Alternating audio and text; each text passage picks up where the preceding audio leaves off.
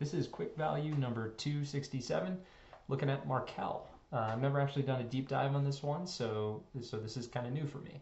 Starting with this chart, I've got a 5-year performance relative to Berkshire and Fairfax. I kind of consider them to be the like the insurance plus holdco style business model. So it's interesting that Markel has underperformed pretty significantly over this 5-year stretch. So that's kind of why I'm interested and worth taking a look. So high level, about a $23 billion company at $1,800 a share, trading at 1.3x book value. So the argument is, does this company deserve to trade at a bigger premium to book value, kind of like how Berkshire is morphing into more of an operating business. Same three-pronged setup compared to Berkshire. They've got an insurance business, an investment portfolio, and then they call Markel Ventures their collection of operating businesses. Key difference here, the insurance business is definitely more specialty and long tail versus Berkshire, and way less reinsurance exposure. So it's a pretty different insurance business, but it's the same model, right? Taking float, reinvesting it into equities and or operating businesses. They're one of the few companies that does this multi-year table of performance, which I think is really helpful. So they give you a five-year table of consolidated results, and then by segment like KPIs, right? So the investment yield on their portfolio, combined ratio, which is mid to high 90s. Like, this is not as humming of an insurance business compared to Berkshire right now. Probably a big reason for the underperformance. And then the operating business, chipping in 520 million of operating income, not EBITDA, but operating income. So you can just kind of get a quick glance at the makeup of the business there. Here's some detail on their insurance lines, where they've got exposure to from a premium standpoint, right? Professional liability is a big one, so longer tail exposure than just the traditional P&C. And I think my biggest rub on the company is the disclosures on the operating businesses are way, way lighter than what you would see at Berkshire. So they give you this nice table, which shows you, if it loads, here it is, all the companies that are inside the operating business portfolio, what they do, the category that it fits in, year it was founded, and when they acquired it, which is helpful. And then they give you a table of the revenue for each of those categories, for the last couple of years. And you can go back further in time and get this table, for more history. But that's it. You don't get a whole lot of context other than this revenue and then this, this backdrop here. So the disclosure's definitely a little lighter than what you would see at Berkshire or probably even Fairfax, to be honest. So call it a mini Berkshire, insurance business, float, investment portfolio, operating businesses. Okay, let's look at some numbers here. Let's look at some numbers now that you've got the background. Here's the insurance business. I kind of broke it up and just looked at each of the pieces, and then they give us this nice valuation exercise in their press release. So here's the insurance business going back to 2015. Here's call it the core lines of business, and then here's your reinsurance business. So right out of the gate, you've got the reinsurance business just continuing to lose money, even though other reinsurers are actually now starting to do pretty well. And then on the insurance business, it's consistently profitable, but with premiums more than doubling since 2015, I think you'd expect to see a bigger lift in insurance earnings, kind of like what you're seeing at Fairfax and Berkshire, and really some other specialty insurers too. So I think right out of the gate, part of the reason the stock might be lagging is the insurance business is probably underperforming from an earnings standpoint, right? So I think that's a big piece of it as point number one. Point number two, you've got the equity portfolio. I'll come down to that. Equity portfolio, I don't love this portfolio. I wouldn't own these names for myself. I think it's definitely a big cap slash quality bent, and that's fine, right? And you know they lay that out and say, hey, we're looking for amazing companies at reasonable valuations, and they own a lot of Berkshire, which is good because that's probably helping them out lately. But this portfolio, it's underperforming the S&P 500 over, I don't know, I think most of these time frames, right? So 15 or 14 to 15% 5-year return, 11, 12% 10-year return in most recent years. So it's not, it doesn't look like an outperforming portfolio going back 5, 10, 15, 20 years. So I don't know, take that for what you will. Uh, investment portfolio is $1,000 a share. So if you've got an $1,800 share price, you're getting $1,025 in net cash and investments. So you know they talk about Buffett and Berkshire having just a ton of balance sheet capacity from like just cash even, right? But cash and investments at Berkshire is a huge number, and this is no different. I think they're definitely over-indexed to net cash and investments here. So you're getting a ton of equity and cash exposure in owning this company today.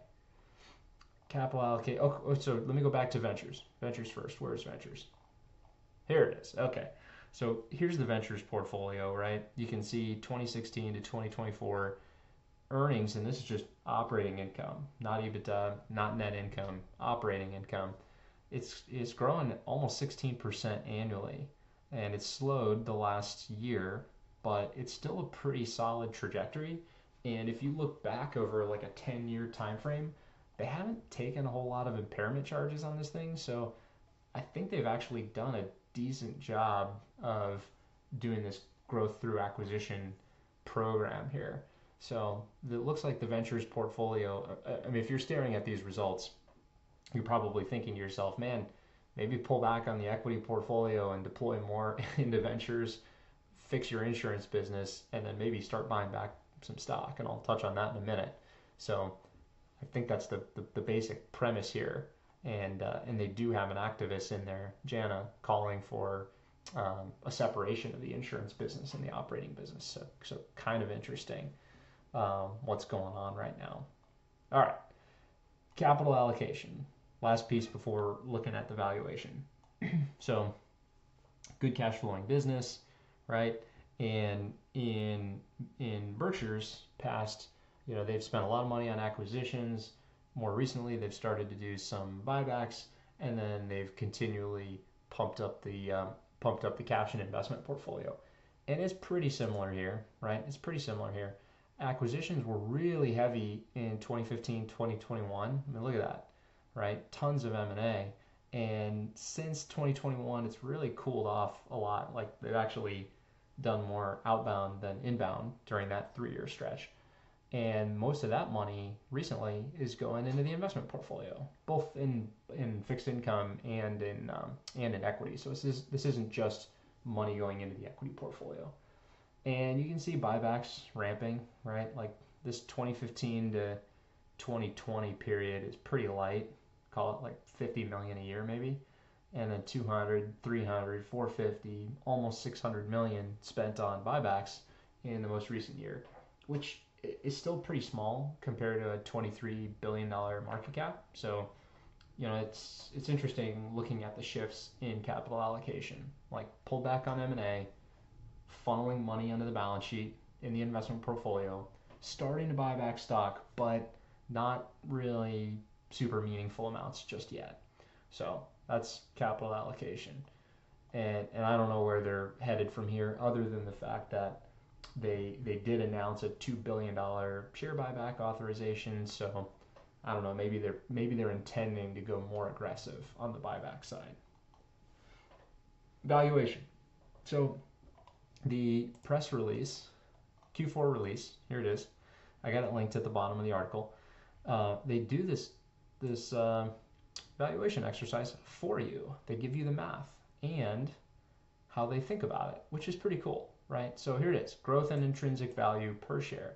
So they give you their methodology, which is basically putting a 12 multiple on the 3-year average of operating earnings for all businesses, insurance, investment, just like the recurring investment yield, not like the gain loss on positions, and the Markel Ventures operating income. So 12 multiple on that piece. Then they add the equity portfolio, they add the cash and short-term stuff like T-bills, and then they subtract debt and minority interest, right? So it's kind of like it's basically like a quasi net cash calculation with the equity portfolio thrown in. So, and that was the $1,025 per share that I mentioned earlier. So they did that math, right? And they get to 33 billion of intrinsic value, so 26.10 per share, which is, you know, a good amount higher than the current share price. And they're pointing people to, hey, look at the trajectory of this, right? 26.10, it was 11.25. Using this same methodology going back, you know, 6 years. They're giving you the 5-year CAGR on it.